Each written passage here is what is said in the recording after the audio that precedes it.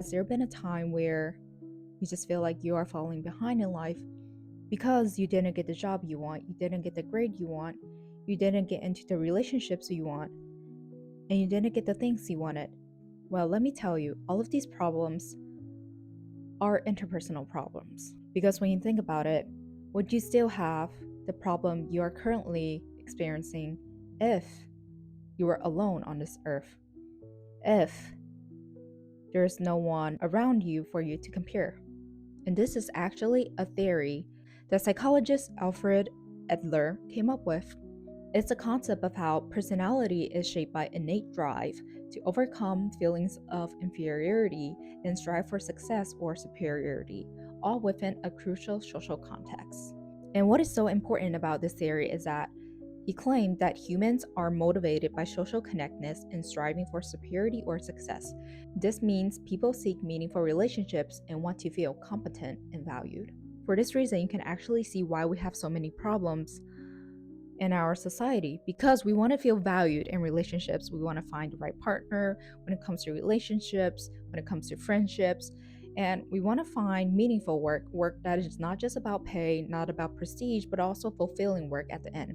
But it also has to be work that also pays, because we live in a very much capitalist society. In order to survive, you do need some money, and not everyone has the privilege to follow their dreams, because dreams are expensive.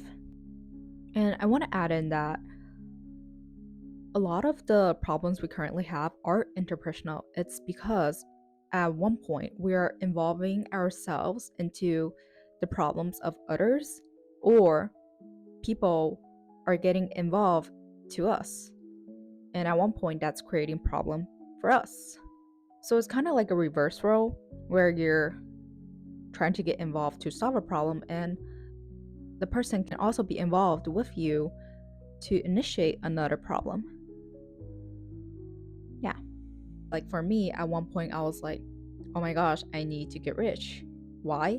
Because there are people out there who are already rich and they are already living the lives that I really aspire to be living. They have the freedom in their life where they're not really tied to their full time job for the income. You have a lot of like reverse roles. So, in a way, if you have poor people, you will have rich people. If you have losers, you will have people who are successful. This proves the concept of like all problems are interpersonal. So, what can we do about it? According to adherence therapy, where re-education offers specific techniques to apply this, often summarized by the 3 pillars of a happy life. The first one is self-acceptance. So, accepting oneself as one is rather than demanding perfection or competing with others. This removes the need for false superiority. In summary, accepting who you are as the way you are. Do not try to fit into places where it makes you very uncomfortable in a way that's not really meant for growth, but in a way where like that place is just not for you by your gut feeling. This can also mean like choosing paths where society and a lot of people are going into. For that reason, you should also go into, rather than asking yourself who you are and what you want to be.